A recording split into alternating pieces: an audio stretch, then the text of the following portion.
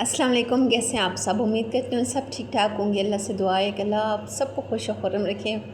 आज सुबह सुबह अपने टास्क स्टार्ट कर लिए थे। मैंने कहा मोबाइल यूज़ नहीं करती। सबसे पहले ना मैं सुबह उठी, नमाज सबक पढ़ा और थोड़ी देर सो के फिर उठी ना।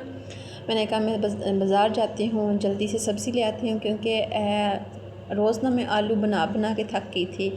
तो आज मैंने कहा मैं ख़ुद ही बाज़ार जाती हूँ, क्योंकि हस्बैंड कभी टाइम होता है उनके पास, कभी उनकी तबीयत ठीक होती, कभी नहीं, तो आलू घर में होते हैं, मैं फिर आलू बना लेती हूँ। आज मेरा इतना दिल कर रहा था कि पालक गोश्त बनाने का। मैं जाकर ना जो भी चीज़ें ख़त्म हुई थी वो लेके आई, और घर तकरीबन 9:45 बज गए थे। तो मैंने फटाफट फिर ब्रेकफास्ट बनाया अपने लिए, हस्बैंड के लिए। इतने में बच्चे भी जाके थे, लेकिन मेरे बच्चों की आदत है ये सुबह ब्रेकफास्ट नहीं करते। तो मैंने कहा सबसे पहले मैं चाय पी, और साथ साथ मैं हर चाय पी रही थी। आज मौसम बड़ा अच्छा था और मैं मोबाइल घर पे छोड़ के गई थी, इसलिए मैंने बाहर की कोई वीडियो नहीं बनाई। और साग ना बॉयल करने के लिए मैंने रख दिया था, और उसके बाद फिर मैंने बच्चों का कमरा समेटा। पंखा गंदा था तो मैंने कहा सबसे पहले मैं पंखा साफ़ करती हूँ। मेरी तस्वीर जो थी ना बच्चों ने पंखे के साथ लटकाई हुई थी, तो जैसे ही पंखा चलता ना गड़ गड़ शुरू कर देता। ब्लैंकेट ये सारे देखे, बाहर का कुछ हाल ऐसा है। मैं हमेशा आपको अपना घर ऑर्गेनाइज दिखाती हूँ, लेकिन मैंने कहा आज ऐसा भी दिखा दूँ। आप कहेंगे कि हर टाइम आपका घर साफ़ सुथरा होता है, तो ऐसी बात नहीं, मैं हर टाइम सफाई करती रहती हूँ। खैर इसके बाद ना फिर मैंने सब कुछ वॉश किया और मोपिंग वगैरह की। मोपिंग में आजकल नहीं कर रही, मतलब ऐसे एरिया ना जहाँ जिस तरह रोज़ रोज़ बेडरूम और ड्राइंग रूम को वॉश नहीं किया जा सकता, तो फिर मैं इधर मोपिंग कर लेती हूँ। अदरवाइज़ मेरी आदत है कि मैं ना वाशरूम, टीवी लाउंज और किचन डेली वॉश करती हूँ सर्फ के साथ। और इस एरिया में ना थोड़ा सा पानी था, तो मैंने कहा ऐसा करती हूँ कि ये सारा मैं साफ़ कर लेती हूँ मोपिंग के साथ। काफ़ी दिन हो गए ना कि मोपिंग नहीं की, तो मैं डेली मोपिंग भी खैर नहीं करती। मैं आपको अपनी डेली रूटीन बता रही हूँ और दिखा रही हूँ कि मैं क्लीनिंग कैसे करती हूँ, अपने घर को ऑर्गेनाइज़ कैसे करती हूँ, और इस क्लीनिंग को फिर मेंटेन कैसे करती हूँ। तो मुझे ना गंदा घर बिल्कुल नहीं अच्छा लगता। चीज़ें डिसऑर्डर मुझे बिल्कुल नहीं अच्छी लगती। मैं कहती हूँ बिल्कुल चीज़ें सारी ऑर्गेनाइज़ रहें। तो आज मैंने बेडशीट भी चेंज की थी। मुझे बहुत अच्छी लगती है ये बेडशीट ना। मुझे ना अपने कमरे में वाइट और पिंक बेडशीट बड़ी अच्छी लगती हैं। तो ये एरिया भी मैं वॉश कर लेती, क्योंकि जब वाशरूम वॉश करो ना तो यहाँ से पानी अंदर आ जाता है वाशरूम से, तो फिर मुझे ये जगह सारी वॉश करनी पड़ती है। तो आज मेरा रूम कुछ इस तरह से था, बड़ा प्यारा लग रहा था। आप बताइएगा कैसा लग रहा है? मुझे खैर बड़ा अच्छा लग रहा था। यहाँ पे ना मैंने जो प्लांटर रखा हुआ था वो मैंने चेंज कर दिया, तो इधर कॉर्नर स्टैंड में इधर ले आई। ऐसे ना जो औरतें होती हैं ना, चीज़ों को आगे पीछे रख के ना बड़ा दिल खुश होता है, दिमाग थोड़ा सा फ्रेश हो जाता है। कहते हैं कि हमारी चीज़ें अच्छी लग रही हैं। तो मैंने ये बेडरूम में, ड्राइंग रूम में पड़ा हुआ था, तो प्लांटर को मैं उधर रख दिया और इस कॉर्नर स्टैंड को मैंने इधर रख दिया। तो बताइएगा कैसा लग रहा है? बड़ा अच्छा कमरा साफ़ सुथरा था।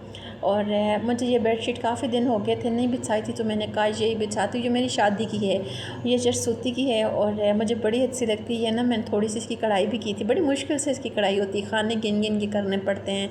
एक खाना भी आके पीछे हो जाए तो सारी बेडशीट या मतलब जो काम कर रहे हैं वो फिर ख़राब हो जाता है और दोबारा से करना पड़ता है। तो अगर आपको डिज़ाइन अच्छा लगता है ना, बड़ा सादा सिंपल सा डिज़ाइन है, तो आप इसका स्क्रीनशॉट भी ले सकते हैं।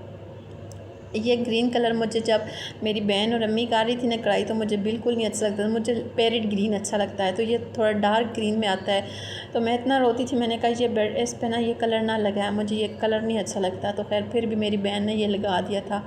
मैं ना वो मेरी ज़िद के आगे मेरे अगेंस्ट चाहती होती थी कि मतलब जो चीज़ मुझे अच्छी लगती है वो कहती है ये अच्छी है, यही करो। खैर छोटे बहन भाइयों का ऐसे ही होता है। मैं भाइयों की बहुत लाडली थी, लेकिन सिस्टर के साथ मेरी बिल्कुल नहीं बनती थी। और अब हम लोग मैरिड हो गए हैं, तो अब एक दूसरे की बात मानते हैं, एक दूसरे की बात को ओबे करते हैं और रिस्पेक्ट देते हैं। तो बचपन में यही होता है छोटे बहन भाइयों का। तो जब भी मैं क्लीनिंग वगैरह करती हूँ ना, तो मैं इस रग को झाड़ के दरवाजे के ऊपर डाल देती हूँ, या कभी कभार बाहर धूप पे भी सर्दियों में धूप पे डालती हूँ थोड़ी देर जब तक क्लीनिंग हो रही होती है। फिर जैसी क्लीनिंग हो जाती है ना, तो मैं चीज़ों को अपनी अपनी जगह पे सेट करके रख देती हूँ, और एक दफ़ा दोबारा से मैं डस्टिंग लाजमी करती हूँ गीले कपड़े के साथ, कि कुछ ना छोटे मोटे वो डस्ट वगैरह आर्टिकल्स रह जाते हैं, तो फिर अच्छे से क्लीनिंग हो जाती है। वाइट फर्नीचर को साफ़ करना बड़ा मुश्किल होता है।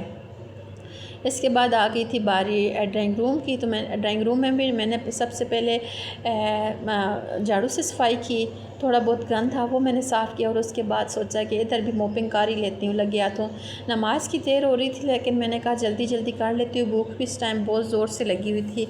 तो मेरी कोशिश ये होती है ना कि मैं ना 1:30 बजे 2 बजे तक मैं सारी क्लीनिंग डन कर लूँ। तो मेरा जब बच्चे इस घर में होते हैं ना तो इनकी थोड़ी सी रूटीन चेंज होती है, तो मेरा काम भी इनकी वजह से डिस्टर्ब हो जाता है। जैसे बच्चे स्कूल जाते हैं ना तो फिर मेरी रूटीन चेंज, फिर मेरा 11:30 बजे तक मेरा सारा काम ख़त्म हो जाता है। तो मेरी बस इस तरह की रूटीन है। मैं कहती हूँ ना कि अर्ली मॉर्निंग सारे काम शाम ख़त्म हो जाएँ, क्लीनिंग स्पेशली क्लीनिंग डन हो जाए, उसके बाद कुकिंग और जो एक्स्ट्रा काम बचते हैं ना फिर उसके बाद मैं करती हूँ। तो करना भी ऐसे चाहिए जिस तरह हम लोग छोटे थे ना तो मेरी मदर भी इसी तरह करती थी। तो वो फिर देखा देखी पे एक चीज़ बंदे के ना माइंड में फ़िक्स हो जाती है कि हम किस तरह काम करते हैं या हमारी अम्मियाँ किस तरह काम करती थी। अब मेरे बच्चे ना वो मुझे देख देख के ना तो घर को ऐसे ही मेंटेन करते हैं। मेरी बेटी इधर खड़ी हुई थी, ये सामने जो फ्लावर्स है ना टेबल पे पड़े इनकी सेटिंग कर रही थी, तो मुझे बड़ा अच्छा लग रहा था कि अपनी मदर को कॉपी कर रही है। तो मैं इस प्लांटर जो सामने पड़ा हुआ है इसी की मैं बात कर रही थी कि ये मैंने ना बेडरूम से ड्राइंग रूम में शिफ्ट करते और इधर कॉर्नर स्टैंड पड़ा हुआ था वो मैंने इधर रखा है। तो क्लीनिंग अल्हम्दुलिल्लाह डन हो चुकी थी, बाकी मैंने घर सारा साफ़ सुथरा कर लिया था। इसके बाद फिर मैं नहाई धोई नमाज़ के लिए रेडी हुई है ना। मेरा काफ़ी पुरानी मेरी शर्ट है और मैंने पहनी एक दफ़ा, काफ़ी पुरानी मीन्स के लास्ट ईयर की मैंने ली थी और अनस्टिच पड़ी हुई थी। इसकी मैंने तरपाइयाँ की और साथ में ये मेरा जो ट्राउज़र है ना ये मेरी अम्मी के हाथों का था, मतलब काफ़ी पुराना, तकरीबन 10-12 साल पुराना ये मेरा ट्राउज़र। तो मैंने ये निकाल लिया, मैंने कहा चलो गर्मियों में ये अच्छा लगता है और वैसे बच्चा से इसके साथ मैच हो रहा था। और दुपट्टा मेरा जो है इसका पीको वाले के पास पड़ा जो कि गुम गया है। मेरी आदत है कि मैं पीको वाले को दुपट्टे जब भी देखे तो कभी भी मैं टाइम पे लेने के लिए नहीं गई तो वो फिर आगे पीछे हो जाते हैं। असर की सॉरी है ज़ोर की नमाज का टाइम था, मैंने कहा आपको भी रिमाइंड करवा दूँ। दिखावा बिल्कुल भी नहीं है, मैंने दिखावे के लिए वीडियो बनाई है, बस कुछ चीज़ें ना एक दूसरे को रिमाइंड करवाने के लिए भी होती हैं। है रात को ना हमारा प्लान सडनली बना कि हम लोग ना सीख कबाब खाने के लिए जाते हैं। तो इस टाइम हम लोग इधर आ गए थे मलकंड होटल पे। तो इनके पास सीख कबाब का टाइम नहीं था, मतलब बनाने में टाइम लगेगा। वो कहते हैं कि चपली कबाब है। तो फिर मैंने कहा कि चले आए हुए हैं तो वो खा लेते हैं, लेकिन यकीन माने 10 मिनट कम 11 थे और 11 बजे होटल वगैरह आपको पता है सब कुछ बंद हो जाता है। तो मैंने कहा कि फटाफट खाते हैं, लेकिन इतना कुछ मज़े का था, मैं इस तरह की चीज़ें नहीं खा सकती क्योंकि मेरा बीपी का इशू है। लेकिन इस दफ़ा अल्हम्दुलिल्लाह बीपी बिल्कुल ठीक था और बहुत मज़े का था। अटक में जो मुझे देख रहे हैं ना वो मलकंड होटल में उनको लाजमी सजेस्ट करूँगी कि लाजमी जाएँ, बड़ा अच्छा इनका कबाब था। और इसके बाद फिर सोडा तो लाजमी था, फिर हम लोग सोडा पीने के लिए चले गए। और साथ में बर्गर थे, शामी बर्गर और अंडे वाले बर्गर। मुझे ना अंडे वाला बर्गर बहुत अच्छा लगता है लेकिन मैंने स्किप किया, मैंने कहा खाना बड़ा ओवरलोड किया है, ओवर ईटिंग की हुई है। मैंने सोडा लिया, बच्चों ने भी लिया। बच्चों ने इनका ना स्कंजबीन टाइप होता है, मैं ही सिर्फ सोडा लेती हूँ। तो बताइएगा आज का व्लॉग कैसा लगा। थैंक्स फॉर वॉचिंग, अल्लाह हाफिज़।